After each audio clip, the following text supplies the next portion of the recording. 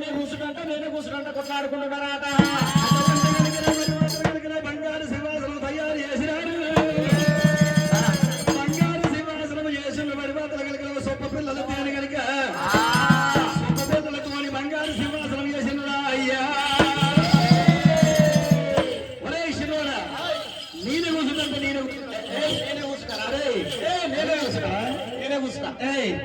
ఇగో అంతట్లా పుత్ర సత్తి మన బామ్మడిది పరశురాముడు వచ్చాడు. పరశురాముడు వచ్చాడు కదా.